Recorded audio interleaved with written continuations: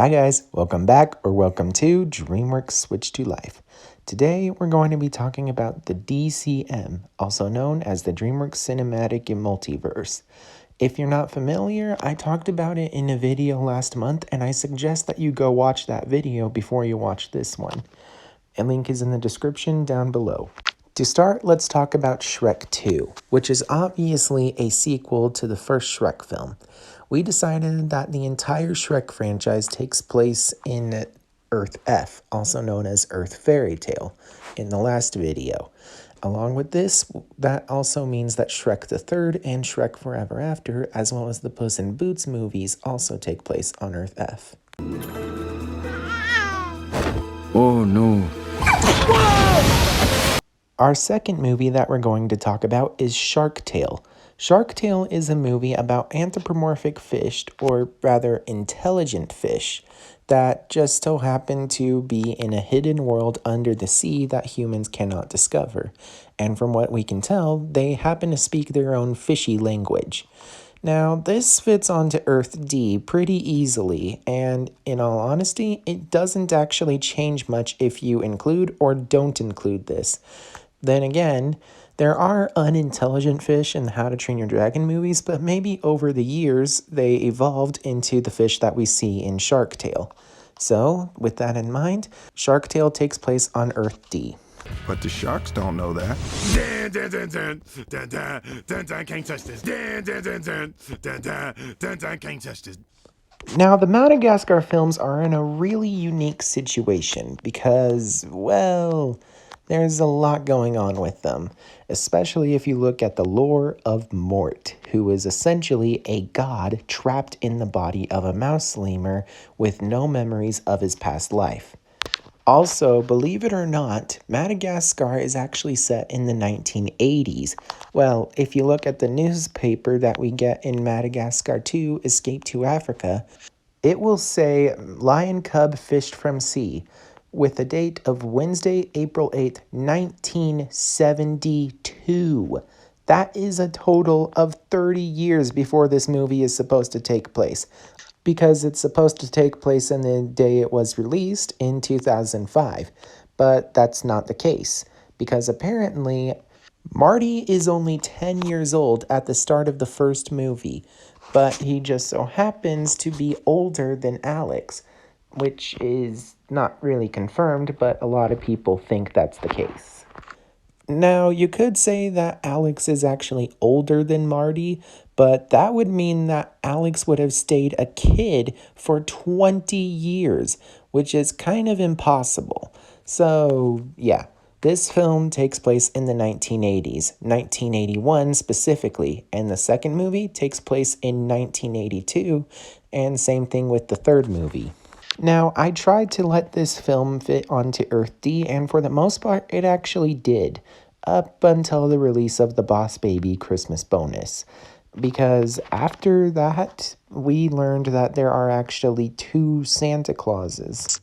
Believe it or not, I actually tried to get a timeline in order so that you could get both Santa Clauses in the same timeline, because in Disney's The Santa Claus, it's revealed that the Santa Claus is actually a title or a job given to someone who wears the coat. It's not an actual specific individual. The only problem was that the Boss Baby is set in 1984 and the Madagascar movies is set in 1981, which just so happens to mean that Ron, who is the Santa Claus in the Boss Baby, is actually supposed to be a brand new Santa. But the thing is, based on the dialogue, he's been doing the Santa gig his whole life, from the time he was a baby. So because of this, these two films can't actually fit into the same timeline, and I had to pick one to go, and I had to choose Madagascar. Because unfortunately, for some weird reason, Madagascar just isn't as important to DreamWorks anymore as the Boss Baby was, despite the fact that, in my opinion, Madagascar is way more iconic and way more important than the Boss Baby ever can be. Honestly, the reasons that Madagascar can't fit on Earth D is a long list and could probably fill up its own video. So today I'm going to just say it takes place on Earth M, and at a future date I will explain why that is the case. We've been ratted out, boys. In the last video, we talked about how Chicken Run belongs on Earth A, which is known as Earth Aardman, and we also specified that all of the Aardman films actually take place on Earth A. That includes Wallace and Gromit and Flushed Away. Now, both of these franchises are owned by Aardman, despite Universal and Dreamworks owning the rights to the original movies. But for the most part, Aardman owns the characters, so Aardman is the one in charge of these guys. So these guys can't actually go to Earth D because DreamWorks doesn't own them, but they can be placed in their own separate universe known as Earth A for Earth Aardman, because Aardman is the one that owns Chicken Run, Wallace and Gromit, and Flushed Away. I think I could learn to like this place.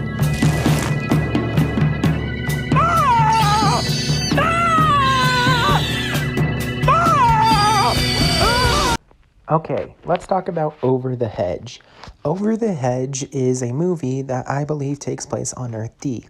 Again, it shows animals having intelligence but not being capable of speaking the human language, and yet they can understand each other. This is literally the basis of DreamWorks. It's all about hidden worlds.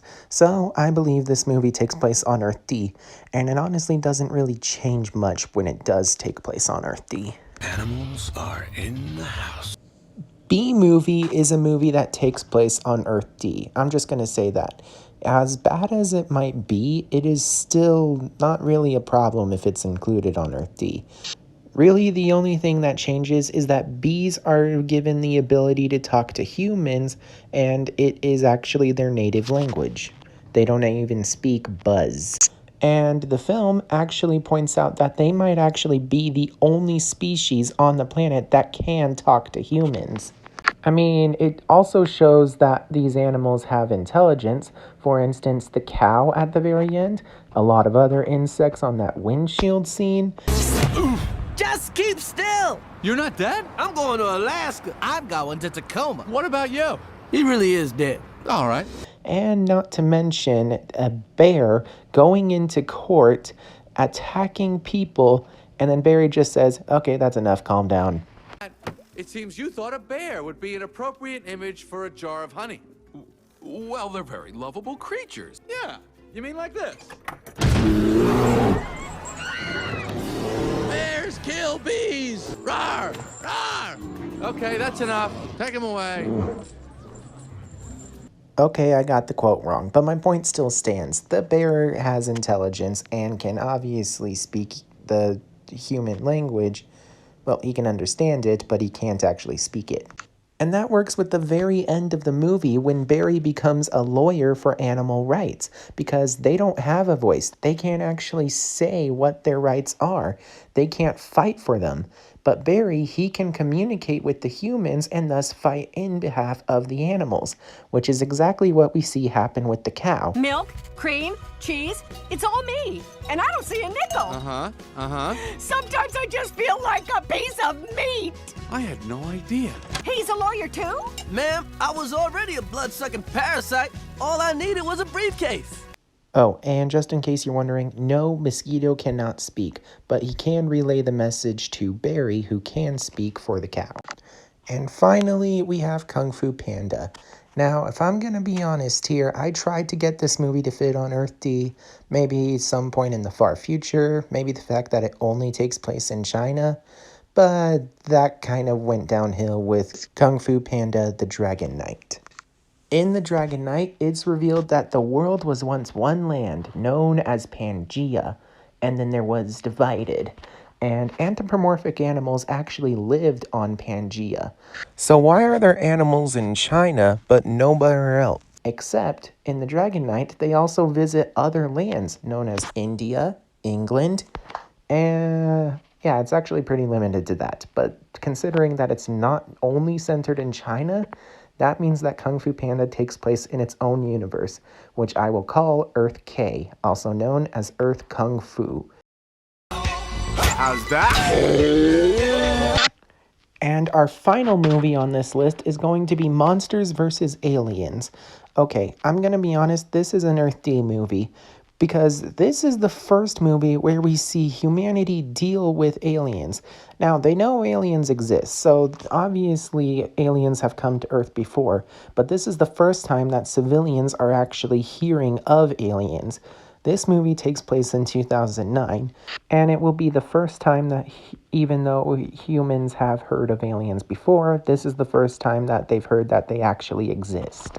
As you can see, he has no brain. Turns out you don't need one. And with that, we have talked about all of the DreamWorks movies from 2004 to 2009 and placed them in their respective universes of the DCM. I hope you guys enjoyed today's video and that you're looking forward to part 3 when it airs at some point in May. I know that's a really long time to wait, but I have other videos that I'm planning to make first. And in case you are wondering, this series is going to have 5 parts. The first 4 will be discussing the movies, and the 5th and final one will be discussing the TV shows. We'll get the entire series uploaded eventually, but until then, I hope you guys enjoyed today's video, and that you look forward to my next one. But until then, bye.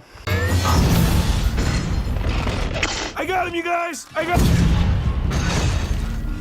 Don't worry, I won't let go. I'm wearing him down.